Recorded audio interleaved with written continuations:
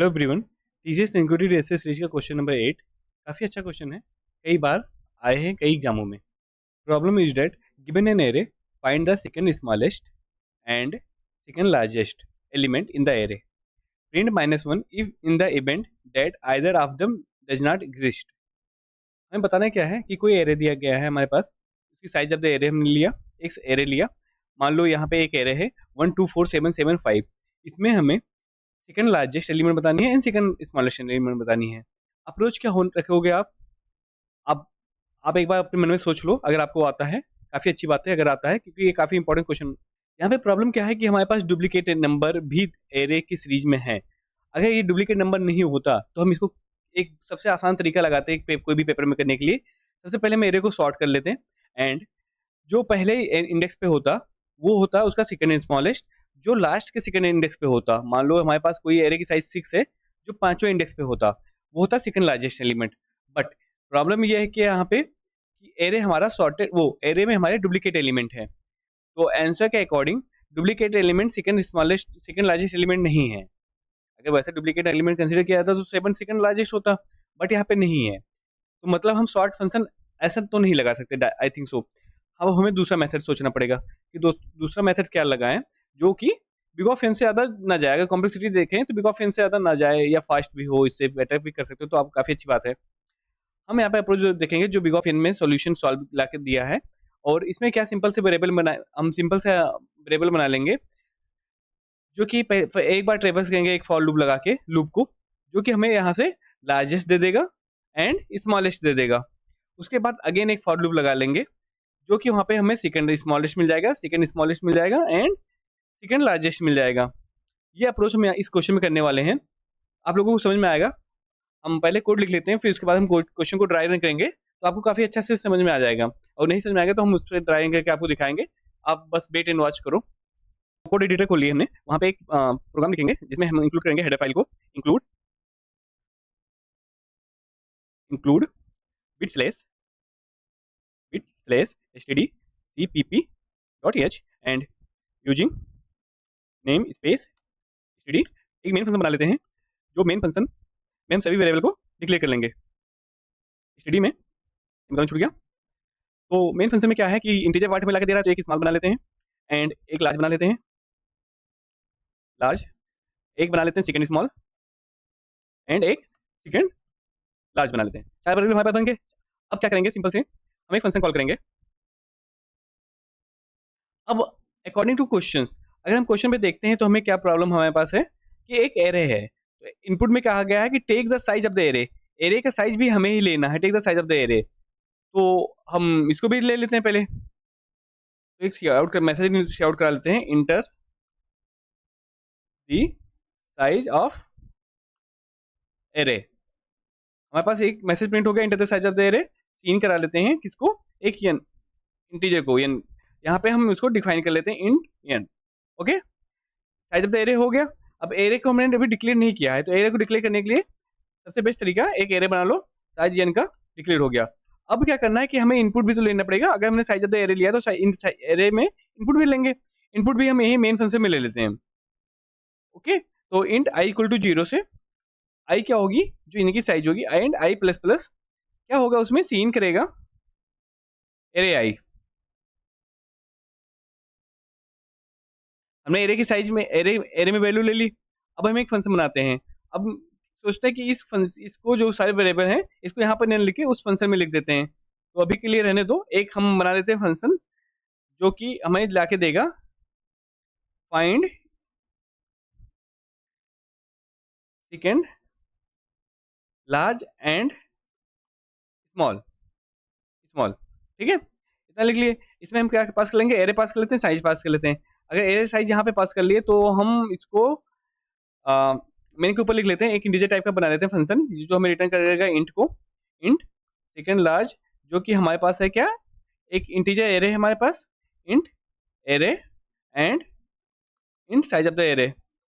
अब ये सारे वेरिएबल हम इसको उठा के सीधा उस फंक्शन में लिख लेते हैं, जो कि हमारे लिए काफ़ी ईजी होगा। नहीं तो फिर मेन के थ्रू हम फंक्शन में पास करते हैं, काफ़ी लेंदी फंक्शन के पैरामीटर हो जाते हैं, कन्फ्यूजन ना हो आप लोगों को सीधा एकदम। अब हम क्या करेंगे, अगर हम यहाँ पे इस फंक्शन में लिख रहे हैं तो फंक्शन में सीधा हम इसकी वैल्यू ले लेते हैं। तो स्मॉल में क्या कर लो, आप एक मैक्स डाल लो, इंट मैक्स कर लो। लार्ज में क्या कर लो, इंट मिन कर लो। अभी हम बताएंगे इंट मैक्स इंट मिन क्यों किए हैं। ओके, सेम यहाँ भी लार्ज में स्मॉल में मैक्स कर लेना है और लार्ज में मिन कर लेना है, इंट मिनिमम। ओके, अब हम सीधा पहले स्मॉलेस्ट निकाल लेते हैं और लार्जेस्ट निकाल लेते हैं। तो किसमें निकालेंगे, एरे की जो साइज है int i equal to from 0 and i less than n i plus plus, i को इंक्रीमेंट किया i plus plus, if condition लगाएंगे। अब अगर हमें लार्जेस्ट निकालना है तो हमें ट्रेवर्स करना है एरे पे। हमने कहा एरे पे ट्रेवर्स करने पे अगर वो लार्ज से वैल्यू बड़ी है तो क्या होगा, लार्ज से वैल्यू बड़ी तो लार्ज में हमने एरे आई की वैल्यू को डाल देंगे। ठीक है, इतना समझ में आ गया। सेम कंडीशन इफ, यहाँ पे हमें स्मॉल भी मिल जाएगा। अगर स्मॉल एरे आई, अगर कोई भी वैल्यू एरे आई की वैल्यू अगर स्मॉल से भी छोटी है, स्मॉल अभी स्मॉल में क्या है, स्मॉल में हमारे पास मैक्स वैल्यू है इंट मैक्स, इसलिए यहाँ पे मैक्स लिए थे। तो हम स्मॉल में एरे आई डाल देंगे। ठीक है, इतना समझ में आ गया। अब हमें ये फंक्शन क्या ला के दे देगा, ये पूरा फंक्शन हमें लार्जेस्ट एंड स्मॉलेस्ट वैल्यू ला के दे देगा पूरे एरे की। बट हमें लार्जेस्ट स्मॉलेस्ट तो चाहिए नहीं, हमें सेकंड लार्जेस्ट चाहिए और सेकंड स्मॉलेस्ट चाहिए। तो इसके लिए एक और बार ट्रेवर्स कर लेते हैं, किस पे, इसी लूप पे। Int i from 0 i less than n i increment कर रहे हैं हम। अब हमें यहाँ पे निकालना है सेकंड स्मॉलेस्ट। सेकंड स्मॉलेस्ट का हम एक डिस्कस कर लेते हैं कि सेकंड स्मॉलेस्ट कैसे निकलेगा, क्योंकि अगर हम कोड लिख देंगे तो आपको समझ में नहीं आएगा कि कैसे हम कोड लिख रहे हैं। ये तो आप भी बताओगे, आप सोचो, आप बताओ, नहीं तो हम तो बता ही रहे हैं आपको कि कैसे निकालना है। हमने कहा कि हमारे पास जो एरे है, मान लो हमारे पास एरे क्या था, 1 2 4 7 7 एंड 5। एक साइज में पता थी। हमें यहाँ पे क्या मिला, लार्ज मिल गया एंड स्मॉल मिल गया। लार्ज में क्या आया होगा, 7 आया होगा, स्मॉल में क्या आया होगा, 1 आया होगा। बट सेकंड स्मॉलेस्ट ये है एंड सेकंड लार्जेस्ट ये है। ठीक है, हमने डिस्कस कर लिया। अब हमारा जो दूसरा लूप है वो क्या कहेगा, वो एक उसका कंडीशन रहेगा इफ।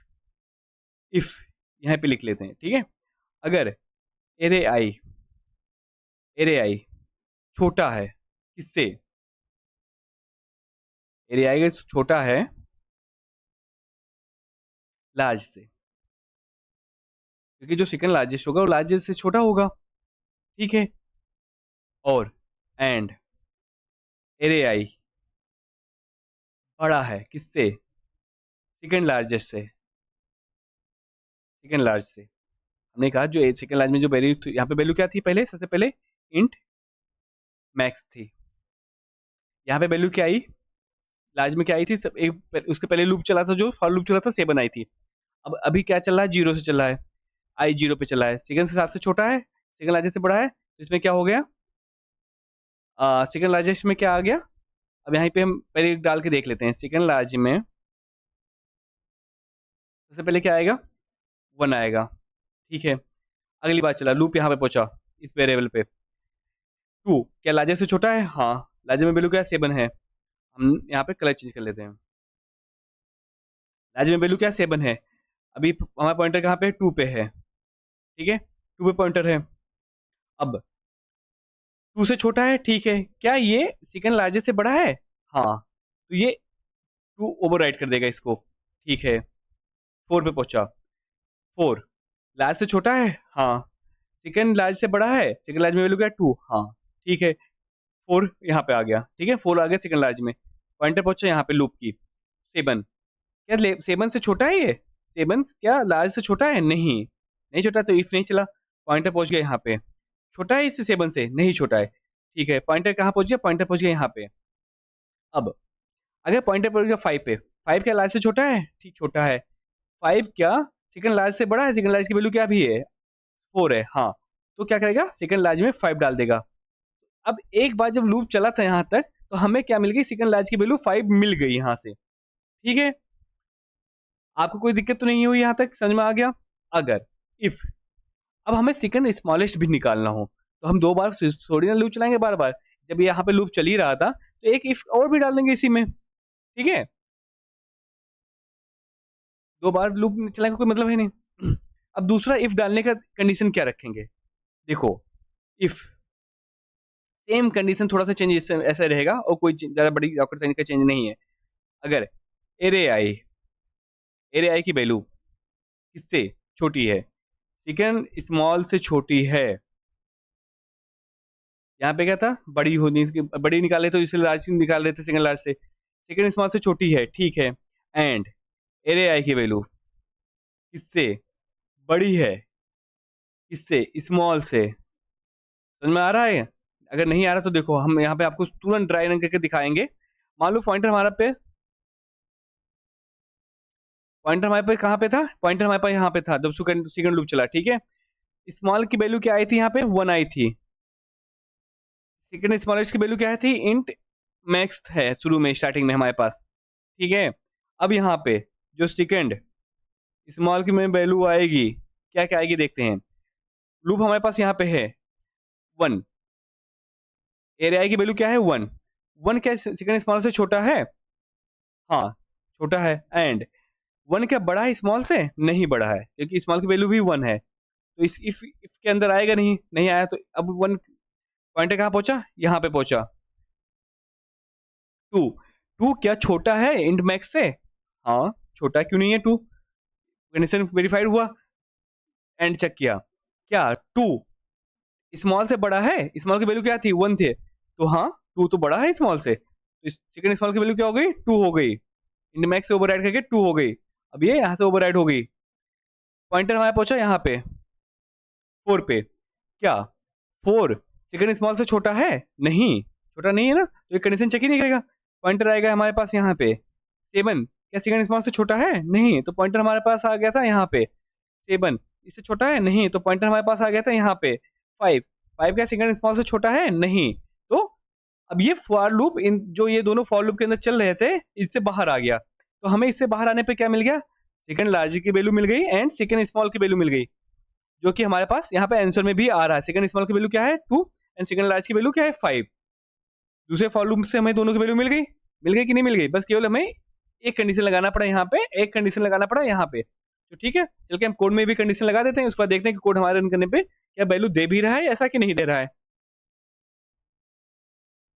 तो हम सीधा कोड एडिटर पे आ जाते हैं एंड कंडीशन लगाते हैं। फॉर लूप चला था 0 से, फिर से अगेन यहाँ पे कंडीशन क्या अभी हमने डिस्कस किया, एक इफ लगाओ। इफ में क्या करना है, एरे आई को क्या वो लार्ज से छोटा है, एंड और क्या चेक करना है, एरे आई लार्ज से छोटा है, क्या एरे आई जो है वो सेकंड लार्ज से बड़ा है। तो क्या हो जाएगा, जो सेकंड लार्ज है हमारे पास वो उसमें एरे आई आ गया, ठीक है। समझ में आ रहा है इतना, अभी हमने डिस्कस किया। अगर एरे आई लार्ज से छोटा है, लार्ज से छोटा है जो पहले मेरे यहाँ पे लार्ज मिल गया था, ठीक है। And array I second large से बड़ा है, सेकंड लार्ज की वैल्यू मिनिमम है, सेकंड लार्ज की वैल्यू मिनिमम है, तो सेकंड लार्ज में एरे आई डाल देंगे। इसी के साथ साथ हम एक कंडीशन और लगा लेते हैं, क्या एरे आई क्या सेकंड स्मॉल से छोटी है, अगर छोटी है तो, और क्या एरे आई बड़ी है किससे, स्मॉल से। अगर सेकंड स्मॉल से छोटी है एरे आई, सेकंड स्मॉल की वैल्यू मैक्स है और बड़ी है किससे, स्मॉल से, स्मॉल की वैल्यू जो यहाँ से निकल के आई थी, तो क्या करेंगे हम सेकंड स्मॉल में एरे आई को डाल देंगे। दोनों की वैल्यू आ गई हमारे पास, यहाँ पे एरे आई की वैल्यू आ गई, इन सब की वैल्यू आ गई और ये फंक्शन हमें रिटर्न कर रहा है। अब यहाँ पे हम सी आउट करा रहे हैं, क्या किसकी वैल्यू, सेकंड स्मॉल की, एंड सेकंड स्मॉल की वैल्यू आ जाए और किसकी, एक पाइप लगा लो यहाँ पे, पाइप की जरूरत तो नहीं पड़ेगी वहाँ पे, सेकंड लार्ज की वैल्यू, किसकी वैल्यू हो, सेकंड लार्ज की वैल्यू है ये